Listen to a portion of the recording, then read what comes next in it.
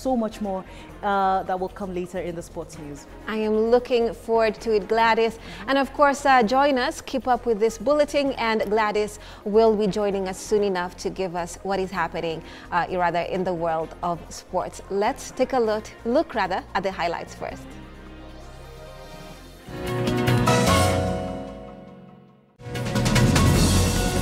The said applications in one above are hereby fixed for hearing on 29th of October 2024 at 10 a.m.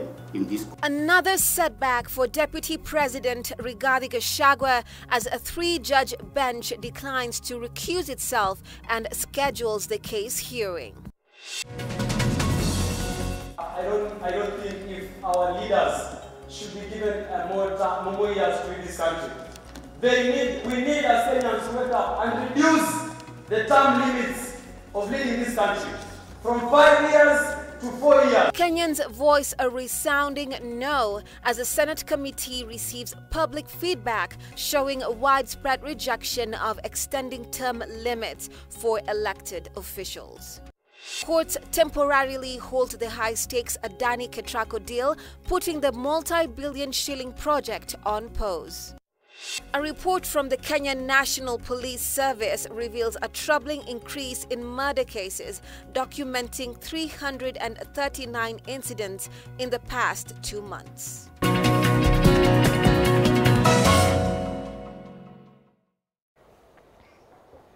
Now, impeached Deputy President Rigathi Gachagua has faced yet another setback after the High Court bench handling petitions against his removal dismissed his application for the judges to recuse themselves. Despite Gachagua remaining the Deputy President, his security detail has not been reinstated and he now resides in his private Karen residence. The hearing has been scheduled for Tuesday next week at 10 a.m. Joel Chacha has more on Gachagua ongoing legal and personal battles. Deputy President Rigathi Gachagua now lies in the hands of judges. He sought to recuse themselves from the case. His legal team argued that the judges may be too conflicted to deliver a fair verdict on petitions, challenging his removal from office. The applications for recusals are hereby disallowed. 2. The petitioners are hereby granted leave to file and serve amended petitions, if need be, within 5 days of this order. The respondents, likewise, are granted leave to file and serve amended responses, if need be, within 5 days of service in B above. As regards the ruling that has been issued today, we are getting back to our clients to see, after we have the same has been uploaded on the court CTS system, we see why the reasoning for the refusal to recuse themselves was given, so that we see if then it merits. Sasa ndio tumeingia mahandaki, vita vya kisheria vimeanza na tutaweza kuonana aidha maamuzi haya huenda yakamalizika tukielekea mwaka 2027. Meanwhile, Kithure Kindiki, who was nominated by President William Ruto and approved by the National Assembly, must await further developments as the court set the hearing date for next week, Tuesday. The applications seeking to discharge, review, and set aside the conservatory orders shall be deemed as responses to the applications for conservatory orders. Parties are at liberty to file and serve any responses and or further responses to either of the applications together with skeleton submissions within 2 days of this order. The said applications in one above are hereby fixed for hearing on 29th of October 2024 at 10 a.m. in this court.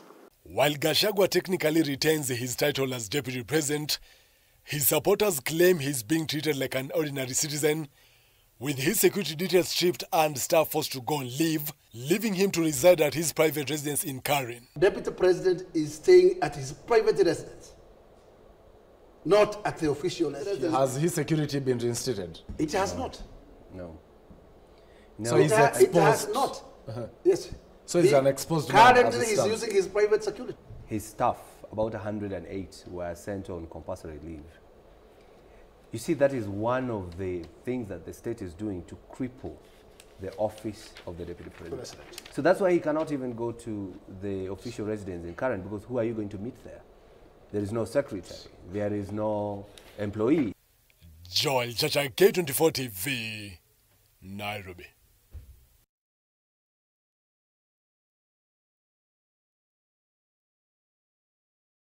Adani Energy Solutions limited construction of power transmission lines. The deal signed by the government as a part of a privately led project has faced scrutiny over its transparency and public involvement, according to the LSK. The government purposely withheld important information regarding the project, and it was decided upon in an opaque manner without any significant public involvement. Meanwhile, another case challenging the takeover of Jomo Kenyatta International Airport by Adani has been referred to the Chief Justice for a 3-judge bench.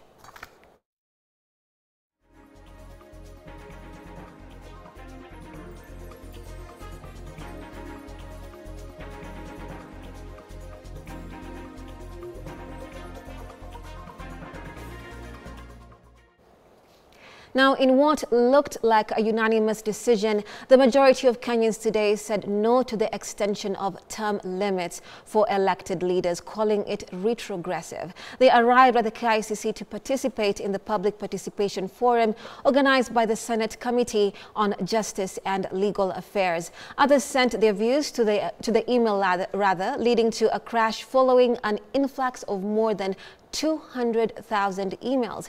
And as Brian Amwai reports, the committee has noted that the message of Kenyans has been loud and clear and that their views will be taken into consideration.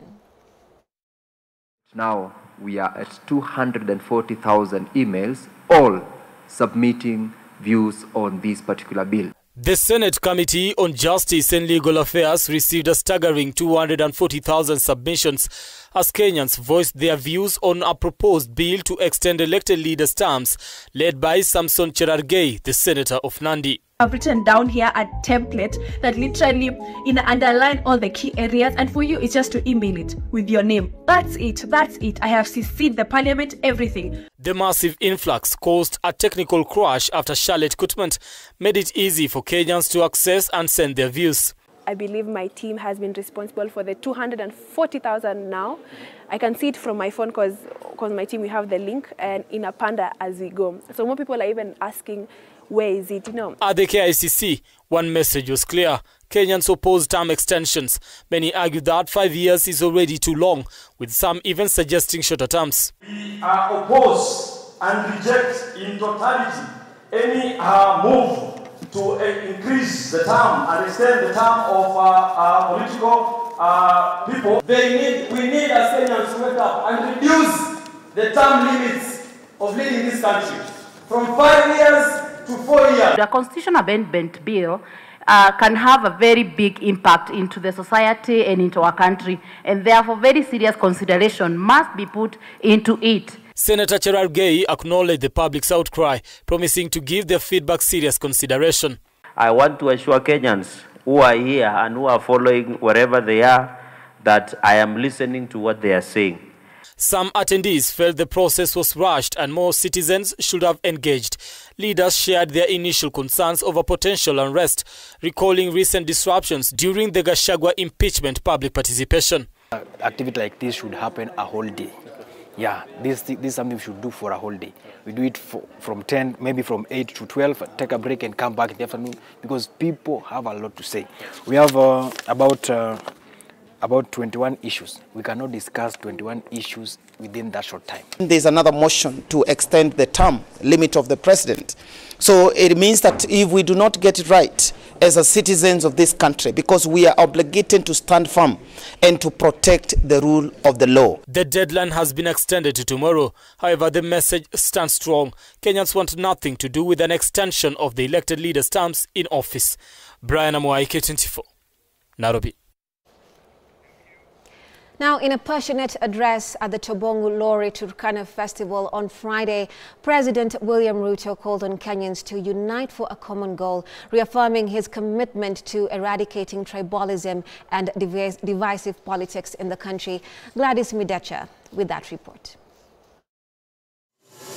The president, who remained silent on the recent political upheavals within his administration, appeared to take a jab at his recently impeached deputy Rigathi Gachagua, who faced accusations of promoting tribalism and divisive politics. Gachagua was impeached due to his aggressive defense of the Mount Kenya region in the national political landscape. Mimi niliamua ya kwamba hatutaki Kenya ya ubaguzi. Hatutaki Kenya ya migawanyiko. Tunataka tuunganishe taifa letu la Kenya. President Ruto highlighted his recent appointments of opposition leaders to his government, showcasing his dedication to forming a broad-based government aimed at fostering national unity. Mimi niliamua nikasema nitatengeneza serikali ya kuunganisha Wakenya wote. Na nimechukua mpaka na mawaziri kutoka sehemu ya upinzani. Ni kweli ama si kweli? Mimi nauliza nyinyi watu wa hapa Turkana. Munasema munataka tuunganishe Kenya ama munataka tutenganishe? During the festival, Ruto noted that he had always intended to incorporate local leaders into his administration, but initially chose to appoint a woman from the region East Africa Community, ASALS, and Region Development Cabinet Secretary Beatrice Askol. The head of state also urged residents to register for the universal health coverage. The National Health Insurance Fund was rebranded as the Social Health Authority on October 1st, with many Kenyans facing challenges accessing medical care since the launch. President Ruto reiterated his intention to incorporate leaders from various political backgrounds into his administration, emphasizing his commitment to fostering inclusivity and collaboration within the... Despite President Ruto's promise of putting to an end on extrajudicial killings and abductions in the country when he took office, the country has... Oh, we apologize for that. We're taking a short break. We'll be back with more on these stories. Stay with us.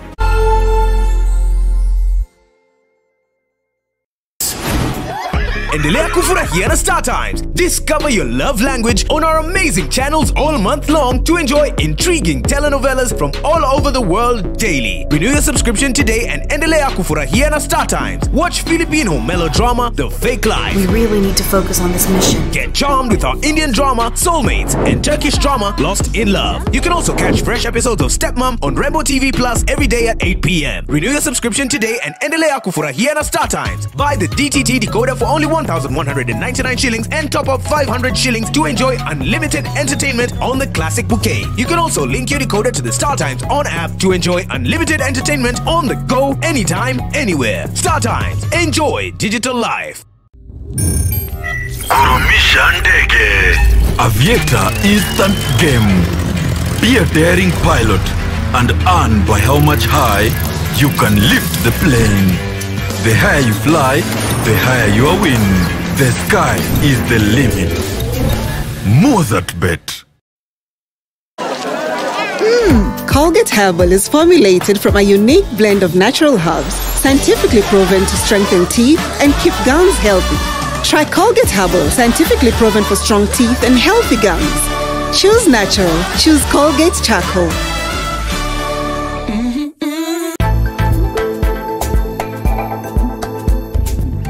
Nimekuwa simridhishi mke wangu. Maelewano ni kiungo muhimu katika mahusiano, urafiki na hata mapenzi.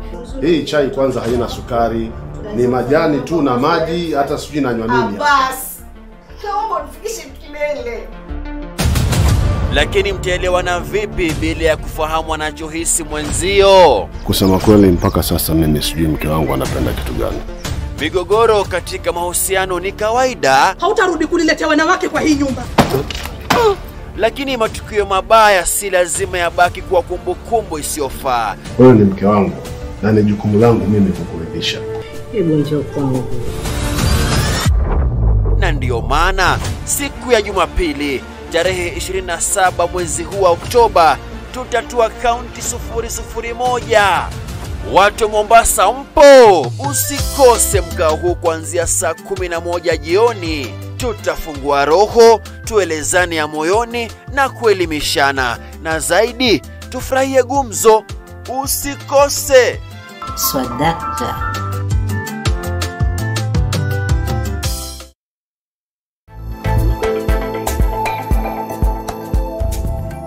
A home without a fruit is not a home. This week on Kilimo na Biashara, we focus on the underutilized fruits in the country.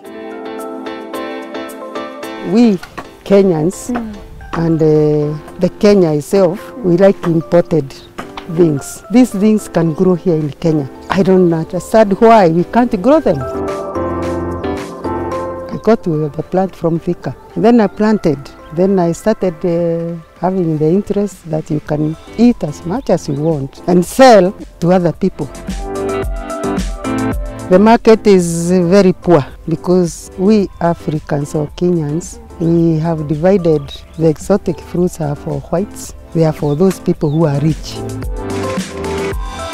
These fruits, they carry great value.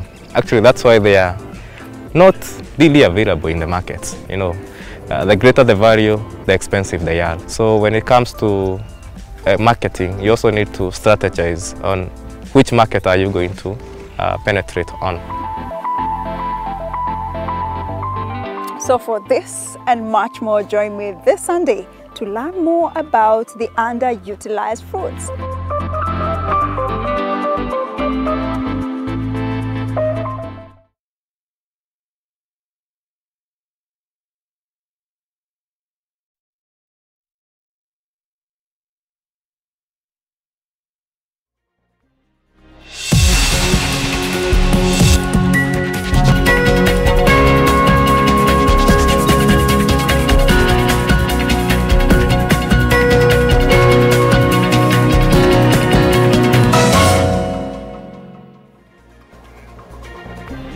Welcome back, and thank you so much for staying with us. We do apologize for that technical hitch.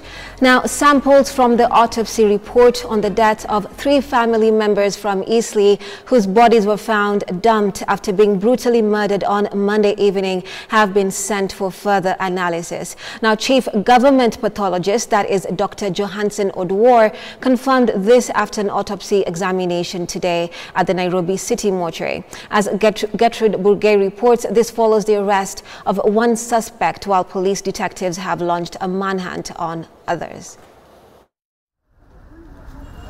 This morning, family and friends of the 3 slain family members from Eastleigh gathered at the Nairobi City Mortuary for the autopsy examination of their loved ones. Homicide detectives led by Chief Government Pathologist Dr. Johansen Odwor conducted the examination of Niseba Abdi, Amina Abdi Rashid and Waris Daoud, who mysteriously disappeared on Monday evening before their bodies were discovered in various locations in and around Nairobi. According to the autopsy report, 13-year-old Niseba Abdi died from suffocation in what appears to have been a case of sexual assault. Amina Abdi Rashid, 22, died from multiple stab wounds to the chest, while Waris Daoud's death was the result of torture. There were hands which have been found also in a separate scene, but upon trying to reconstruct and looking at the body of the late Dabu, it looked like the hands were hers. So though we preliminarily we think it's the hers, we just taken samples of DNA just to be sure, but they were hers. We've taken samples for further analysis, which can also help us in investigations. Human rights organizations led by Haki Africa have condemned the attacks and called on the government to speed up investigations, citing a rise in similar incidents across the country. We are asking the public to cooperate with the police by sharing any information that they may have. Yeah. What is clear is that there were CCTV cameras and in different places. There were witnesses here and there. So we are asking members of the public, particularly the Eastleigh community, anyone with any information, please do not be afraid. Come forward. If you can't go to the police, come and see us. Go to the family. We will ensure you are protected. But these kinds of atrocities where people are slaughtered like animals cannot continue happening in our community. The 3 victims, Nuseba, Amina and Waris, will be laid to rest tomorrow. Tunashukuru serikali ya kutusaidia kupata report ya maiti wetu watatu. Na la pili tena tunaomba serikali wawe ni wenye kuendeleza uchunguzi wao ili tupate report kamili na tupate washukiwa ambao kwamba wamehusika katika kesi hii. Na pia tunashukuru serikali mara ya pili kwa kuturuhusu kwenda kuazika maiti yetu. Gertrude Burgay, K24 TV. Now, quite disturbing. Our condolences to the family. And to more disturbing statistics. Now, the nation is witnessing a disturbing surge in mysterious murders and abductions. A report from the Kenya National Police Service documented 339 murder cases in the past 2 months, a spike from the 336 cases reported during the same period in 2023. And of course, these cases have recently gone higher, and some men and women have been found murdered, their bodies dumped in different locations. And Anthony Kwemoy has that story. Ruto's promise of putting to an end on extrajudicial killings and abductions in the country when he took office. The country has seen a rise in bizarre killings over the past 2 months. Extrajudicial killing will not be part of an administration that I run. Following this wave of violence, Inspector General of Police Douglas Kanja released a report updating Kenyans on investigations underway. In one case, 52-year-old Willis Onyango, a Wells Fargo employee, was reported missing at Siaya Police Station on October 21, 2024. His body was later found dumped in Mungowere Stream in Huisero Sub-County. Elsewhere, Yusuf Hussein, the Dela Ward MCA, went missing on September 13th in Makadara, Nairobi County. His whereabouts remain unknown after DNA tests confirmed that a body found floating in Lake Yahud, Wajir, was not his. In Kajiado County, 62-year-old lawyer James Nyaata Onjiri was discovered dead on October 22nd. Last seen with his office messenger Eric Ondiek, CCTV footage reportedly shows Ondiek dragging Onjiri and running over him. 5 suspects have since been arrested. In Thika, Kiambu County, 23-year-old Seth Nyakio Njeri was found lifeless in a friend's apartment in Biafra Estate. Her death was attributed to asphyxiation due to strangulation. Another case involved Victoria Mumbua, a taxi driver in Mombasa, who was reported missing on September 28th. Her body was found in Lari, Kiambu County. Edwin Ngetich Kipkemboi, the primary suspect, was arrested in Nakuru. Finally, a triple murder case involving a family of 3 captured national attention when the bodies of Dahabo Daud and her daughters Amina Abdirashid and Asaiba Abdi were found in Machakos, Parklands and Makadara. The remains are being held at City Mortuary pending autopsy. Police are urging Kenyans to cooperate by reporting any criminal activities to their nearest police station. Anthony Kwemoy, K24 TV, Nairobi. Now, across Kenya, over 1.3 million grade 6 learners completed rehearsals today, preparing for their Kenya Primary School Education Assessment or KPSEA exams, scheduled to start next week, Monday. And now, teachers and students expressed high readiness compared to previous years, but some schools face challenges as they accommodate students from non-registered exam centers. Harriet Shumer reports on the logistical hurdles facing both learners and school administrators.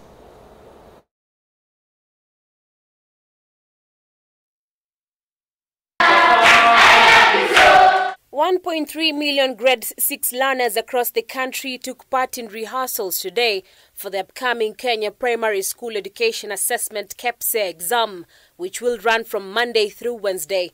After completing these exams, students will transition to junior secondary schools. In Nairobi's Kayole area, Lampros Education Center is stepping in as a registered exam center, providing space for students from 5 unregistered schools. While the move is essential, it poses a unique challenge for students, parents and school administrators alike. You might get that the center managers don't come from the said centers. So they are new to the learners and the learners are new to the center managers. So for us to adapt, it becomes a challenge. At the same time, we've not met before, so that we could have harmonized everything. Another challenge will become that invigilators from the hosted centers will collect their different papers, then hand them over to the host center manager. Then the host center manager, together with the supervisor, will now harmonize everything and take them back to the sub-counties. In Mombasa County, students at Vision of Hope Primary School in Miritini expressed readiness in sitting for the exam. Tumejiandaa vyema, tunangojea mtihani wetu siku ya Jumatatu. Nimejiandaa vyema katika mtihani huu wa KPSEA. Naamini nitaweza kupasi mtihani huu. We are well prepared with the KPSEA examination paper, which is going to start on Monday, and I hope we'll pass with flying colors. Huu mfumo wa CBC kabisa, masala na udanganyifu hayatasikika tena. Ni njia moja ambayo imeleta CBC kuhakikisha kwamba tunajaribu kuangalia competences za mtoto, tunahakikisha kwamba hakuna mtoto anayeanguka katika maisha ama katika elimu hii. In Embu County, which has over 12,000 KPSEA candidates, parents are being encouraged to support their children with a conducive home environment during this critical time. Maneno ya noise pollution wajaribu sana, waongee na wale communities wanaishi karibu na mashule, tupunguze haya hizo makelele. School heads from Nyenyesi and Eshishebu primary schools also shared similar sentiments. Wakati huu wa mtihani, na shauri wazazi ya kwamba tafadhali hawa watainiwa wasije wakapewa kazi nyingi kule nyumbani. Mtoto akose wakati wa kusoma, upate mtoto ndio yule sasa unamkombeza, unamchapa. Tafadhali tunaomba kwamba wakati huu wadekeza hawa wanafunzi. Wakati huu wa assessment, ningependa wakae na hawa wanafunzi, wasiwape kazi nyingi, wawapatie muda wao, kwa sababu ni siku tu 3 watakuwa wamekamilisha. Kwa hivyo waweze. At Albert Kitu School, teachers noted a marked improvement in KPSEA preparations compared to last year. Last year, because some of the textbooks were not ready, even teachers were not well trained. But this year we have managed to tackle. This year we are well set. On Monday, students will tackle mathematics and English exams, followed by science and Swahili on Tuesday, and finally arts and social studies on Wednesday. Harriet Chimea, K24.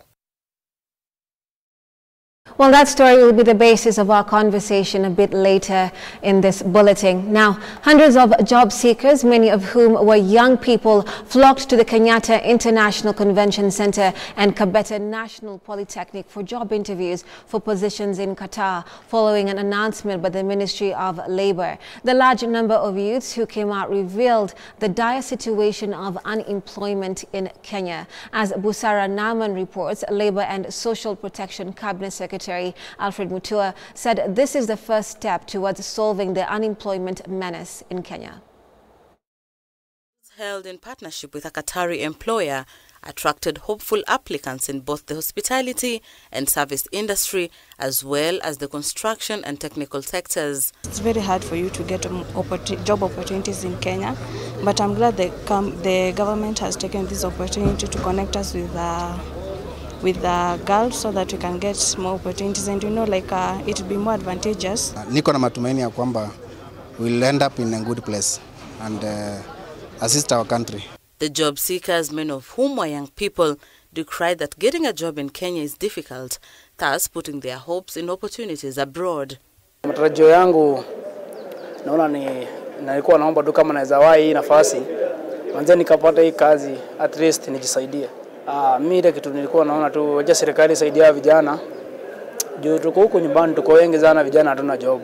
Kiyuthi nasema serikali ijue ipange mipango penye mayuthi wanaweza pata kazi. Labor and Social Protection Cabinet Secretary Alfred Mutua said the initiative is a part of the ministry's ongoing efforts to address unemployment and expand job opportunities abroad for Kenyans. Mpango umeanza.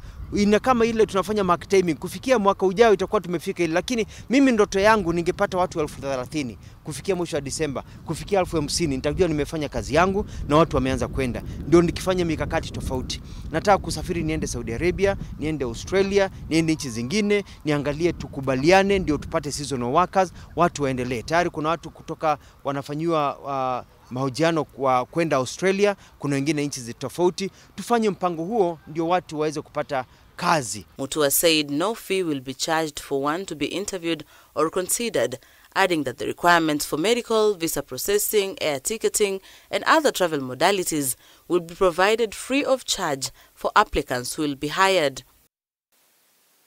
The interviews were divided across 2 sites, KICC hosting those in hospitality roles such as nurses, kitchen helpers, chefs, waiters, drivers, child attendants, and hotel maintenance technicians, while Kabete Polytechnic was designated for construction and technical roles. Doors opened at 7 a.m. with lines forming early as applicants awaited their chance. Busara Naman, K24 TV. Right, like I mentioned to you earlier, our previous story on education and the KPSEA exams. Well, we do have a panel to speak about this conversation, about the preparedness, the state of education in our country, and basically what you need to understand about the CBC system, the preparedness, what it entails, and as parents, what is this, education preparing our children basically to be, and how will they be, in future for that matter. So we do have our guests in studio. Let me introduce them to you. We have Dr. Paul K24, National Secretary, APBET. Thank you so much for coming in, Dr. Paul. Welcome. Tunashukuru sana, asante. Karibu sana. Right, we also do have with us Silas Obuhatsa, National Chairman, Parents Association. Thank you so much for coming in, sir. We appreciate you here today. Right, and we have with us the lovely Rachel Stanley. She's an educationist and CBC expert. Rachel, thank you so much for coming. We appreciate you being here. Right, so that's our panel. It's going to be quite the interesting education, and our aim here, of course, is to, sensitize each one of us, including myself, on what we do need to understand about this aspect of CBC, grade 9 specifically, junior, secondary, senior secondary, and of course the tertiary institutions. And we're asking you in our question of the day, do you believe the government has adequately prepared for the grade 9 transition? Do you believe the government has adequately prepared for the grade 9 transition? Would love to know your thoughts on the same. And remember, our handles on social media, that is Facebook and X, are at K24 TV, and you can get us on our WhatsApp line right there on your screens. We're taking a short break. We'll be back with more of this conversation. Do stay with us.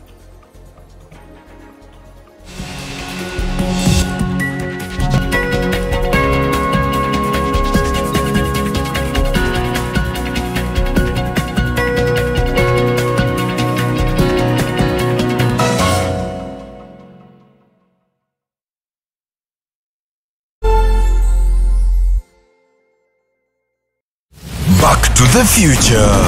The future is simulate. Bet smarter. Win faster now. Be a winner. More at Bet.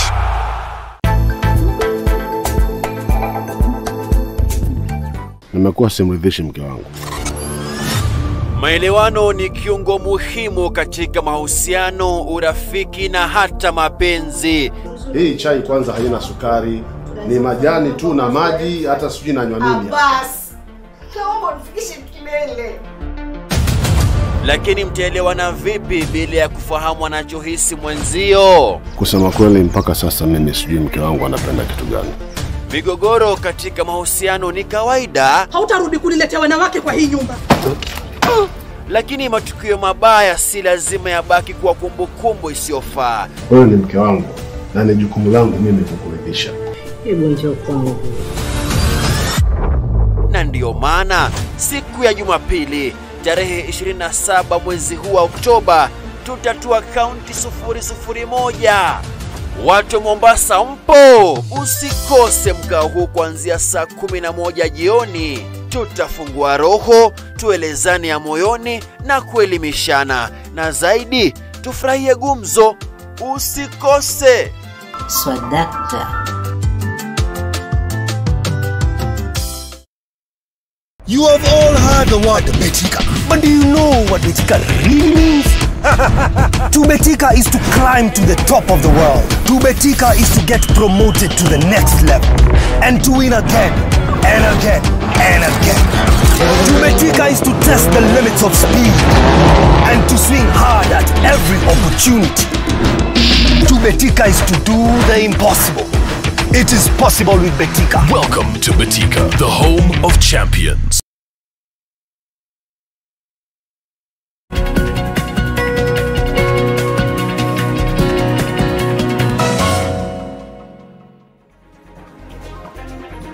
Welcome back and thank you so much for staying with us. If you're just joining us right now, my name is Remy Majala and you're watching Friday Live, and on this part of our conversation, or rather bulletin, we are looking at the state of education in Kenya currently, and specifically the CBC system and the preparedness, of course, as we have more than 1 million candidates participating or sitting these exams come Monday. And we also have the grade 9 perspective. Now, we all asked you a question of the day right before we went on the break.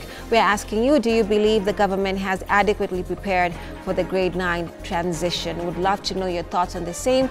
Our handles on X and of course Facebook are at K24 TV, and our WhatsApp line are right there on your screens. Just to again reintroduce my guests, I have in studio Dr. Paul K24, National Secretary at APBET, schools, that is alternative provision of basic education and training. And we also have with us Silas Obuhata, National Chairman, Parents Association, and Rachel Stanley, educationist, CBC expert. Right, so lady and gentlemen, let's begin first with the the number of students who are now sitting, the exams, the assessment rather, let me call it so, come Monday. It's quite the figure, and they're believing, the government says they're adequately prepared. That is what they're standing on. From your perspective, where you're sitting, Daktari, what do you feel? Are we prepared for this? First, thank you very much, Remy, for this show. And I would actually take the first chance to greet our viewers wherever they are. There are many who have written to us because we had announced to them that we are coming this side. And so let me take the first chance even to pass my greetings to all the learners whom I interacted with today as they were preparing for their rehearsals. I visited quite a number of schools, and I might not mention all of them. Your question is very good, and I would say that when we talk of adequacy in preparation, it means a lot. And I would not go to the issues of the infrastructure or anything. I would first of all ask myself, are the learners who are in grade 6 ready to sit for KIPS here from Monday adequately facilitated, especially in the public schools? When you say adequately facilitated, please elaborate. Thank you very much. I would say that we've had cries from the public schools that our learners are not getting, or they are not having enough personnel. So for us to take them to grade 6 and say that they are doing the KIPS here, it might not mean that they are well prepared for that. People might talk, oh yes, we have prepared them, but remember, even if we have a school, a comprehensive school, without enough staff, without enough facilities like the textbooks, without many other requirements, we cannot say that those learners are prepared, especially for CBC assessment. The reason why I'm saying so, Remy, is because we know CBC, unlike the previous curriculum, that is 844, this is practical oriented, and we are told that it deals with competencies more than anything else. So when we are now going for the theory, we should ask ourselves, why are we doing theory in such a strict forum, while the practicals were done by the schools themselves? This shows that even NEC itself realized that there was a big gap. There was a gap. That's why they released the exams early. That was the one they did in grade 5. In grade 6, they have done nothing apart from what they are doing now. And I said earlier, the students or the learners coming from the public schools have been given a raw deal. And I'm sure because our viewers are out there to give their feedback, they'll agree with me. But nevertheless, we say that we don't want to pass the gospel of giving up and saying that we are losing a generation. I know that learners can easily catch up, and as they do this theory, because actually this theory just an indicator that they have come to the termination of the primary sector, we pray that as they go to junior secondary, whatever competencies they are supposed to learn, they will be adequately prepared before they reach grade 9. All right, Silas, what's your perspective? Yeah, thank you. First of all, let me also greet my viewers, the parents and the students who are preparing for the exams. I also want to send them success wishes before the exams begin, like the rest of the public has done. Now, let me come to the point. You are talking about adequately prepared. Now, the exams that are being done, they are not as like we used to have KCP examinations. These are just general assessments, just to gauge the students and see that are they able to move on. CBC subjects are hands-on activities, mostly. And most of the things that we come with these examinations are things that the children normally do at home. They know, they're just common things. And they know these are grade 6 children. They are not like the former standard 8 who are doing KCP. So their exams are not so detailed that they must spend the nights reading until the morning. Yeah? If they ask the child at home, what's the name of your chief? The chief is always common in the village. So the child knows, for example, I'm just giving that. For example, they can ask that. So the testing will be normal test, just like what the children have been doing in classes all through. Being an assessment is general. And as they will be doing it, we are sure that what the government has done up to now, the government knows exactly what kind of an examination it's going to bring, for what level of children, even the age they know. So the exams will be to the level of the learners and exactly what they have been taught. So to me, I feel that the government has prepared the children and they are ready, prepared for the examination. So the parents will be encouraged that their children are going to do the best. So Silas, I want to get this perspective clearly before we go to Rachel. Yes. Are we looking at the cadence or the cadre of exam here? Because you said this is something simple that they're encountering. It's not like the KCP exam that was there that would make most people have, sleepless nights for that matter. So is preparedness not a factor here? I'm trying to get you clearly. I'm saying that children are prepared for the exams. And I'm assuring parents that children are prepared for the exams. Because the government cannot bring an examination for children that are not prepared. There have been teachers in classes, children have been in school throughout, the books have been there, everything. Okay, they are part of the material. So for grade 6 children, I'm saying that the exams are not as so tense-like for Form 4s and KCP exams. They're just general things that they commonly see at home. Right. And that's why even the parents, and that's why, let me finish this. That's why even the government has always been insisting that even parents must participate. So what they'll bring on the desk for the children, some of those things they have been seeing the in the kitchen at home. They have seen mwiko. You know mwiko? Yes, a spoon at home, a knife. They know these things. They're common things. So we don't have to worry the parents that the children are not prepared. They are prepared. And I'm saying they don't have to oversleep, to sleep the whole night reading. What are they reading? The children are prepared. But you say, yes. This is a new system. This is CBC, yes. Right? This is the second time this assessment is done for this grade 6, right? Yes. And they want to do it. Now the government says, now we are prepared. We are doing it well. Yes. So even if they're speaking about pots and pans and, knives and all those cutlery, the key aspect here is the level of preparedness. Yes. And in our story, our reporter Harriet Shemea, what she basically highlighted is, yes, even the students, you heard some of them in Mombasa saying, we are prepared. Yes. But here the issue is some schools in different counties had issues of structure, had issues of, getting, their materials and the like, So yes. the question here is the infrastructure also. Okay, when you talk about infrastructure, the government has always been saying they are preparing classrooms. Actually, they have been doing that. I've worked in schools and I've seen classrooms are there. They have been preparing labs. I've worked in schools, I've seen some labs are there. And even remember last time, the head of state said that in a school where we don't have labs for these practicals, the schools can share with even the public schools can even share with the private. There's partnership in between. So the government has prepared all these things. They're in place. Therefore, there should no worry. Okay, we will have to come back to that point because there's also a bone of contention on that particular perspective. But I would also like to, ask, this is Rachel now. Rachel, I want to get your perspective, and ask you the same question that I've asked Silas and Daktari here. What do you feel about the level of preparedness, especially now that these exams are happening on Monday, or assessment rather? Thank you very much for inviting me to represent the teachers in this country. Allow me to say that I thank the government so far because we have seen that they have really tried to bring to the schools all the materials that are needed.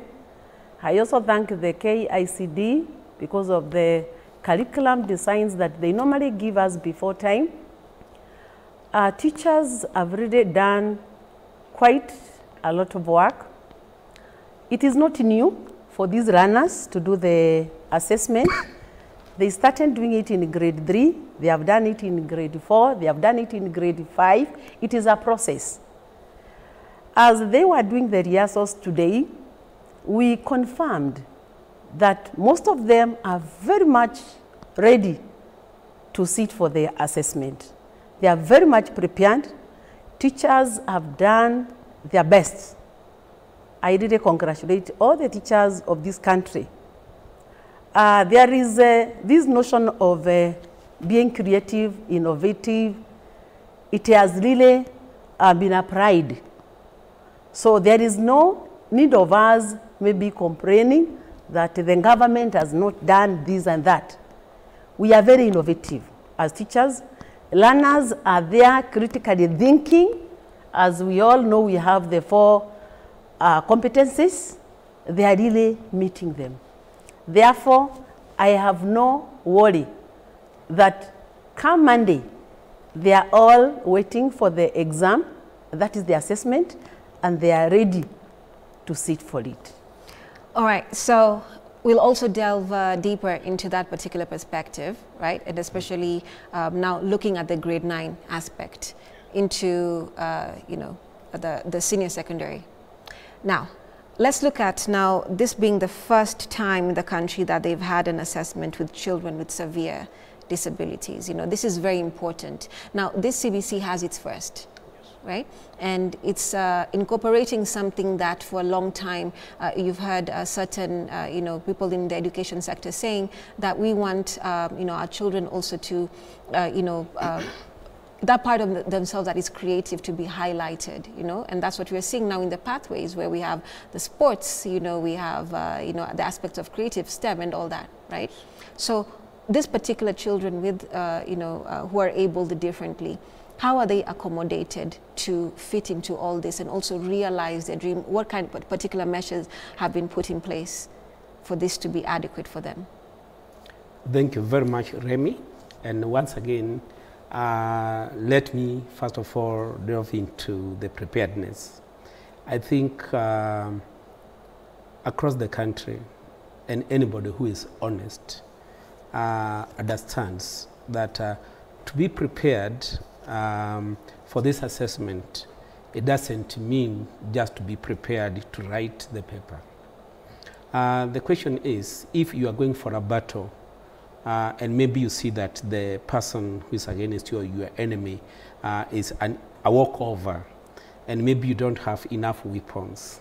You never know what's going to happen because that enemy could be having another reinforcement coming afterwards. And here I mean, you've put something very important, especially for the special needs and also the career pathways. And this is where we have to be very careful as a nation. One, I would like everybody to know that this curriculum, that is CBC, is the best gift that the current government has given to this country. You know, it's just like the way you can get a nice baby, we say that somebody has gotten a bouncing baby boy, a baby girl, and so on. But it comes a time that this child has to be given the proper nutrition, the child has to be given all that is needed to bring up this child in the right manner. This is, I think, our third KPSEA, if I'm not wrong. And as you've mentioned, the learners who are special in their own way have been adequately taken care of, especially when it comes to the theory, which is okay, because now if those ones who are not able to read, maybe using the ordinary eyes, can be able to use the braille. For those ones who are actually having issues with their sight, the writings on their papers are a bit enlarged, and so on and so forth. So I would say, from what NEC has done in preparation for this assessment, they have done it so well. In fact, there is no child who is to be left out. And you know something else here, even for those ones maybe with the physical unfitness. They've been taken care of because if you look at the current registration requirements of any institution, those allowances must be there so that no child will struggle even going maybe to a 3rd floor or a 4th floor. In fact, like today I went to one school and I was very happy because this school is one of the older schools which had not gotten the ramps and the rest. And they have prepared a 1st floor room where all the learners with maybe the physical unfitness will be able to sit. But now my question here is, we should actually not have our mind taken back to the issue of the competitiveness of the former exam, that is KCP. This one is competence-based. And so even when these kids do write the paper, I think the main objective of this paper from my end is to make these learners feel there is seriousness in learning. But my question is, even for those ones who are physically not very much abled, in the schools that they go to, do we have those facilities? This is the key thing, and I would like our government to look at. Because as we are talking about the normal school infrastructure, like I would remember last year, NEC prepared an assessment, I think the school-based, where the learners were to, the teachers were to assess the learners swimming. And as they were assessing the learners swimming, you go to a place like Madeira and Marsabit, and I'm saying that with a lot of respect, because even if we went to central Kenya or we went to any part of the country, the swimming pools in our schools are very rare. And so what were the teachers doing? And the learners, they were actually demonstrating the competencies, the skills on the ground. Some could bring a mattress. How can you dive onto a mattress and say that you are swimming? If it is swimming and the NEC knew that we didn't have the facilities, they ought to have done that. Now, going back to the specific question. No, I need you to hold your point right there, because we need to take a short break. Yes. But we'll be back with more of the conversation. I'm seeing, Silas here and Rachel, they have a lot to say for that matter. And so we're taking a short break. We'll be back with more of this conversation. Do stay with us.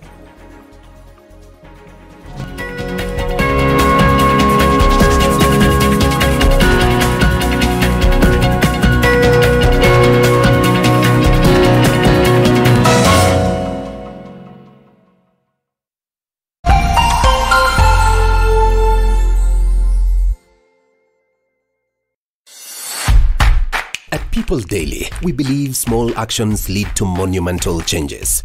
As we commit to a greener future, embrace simple steps.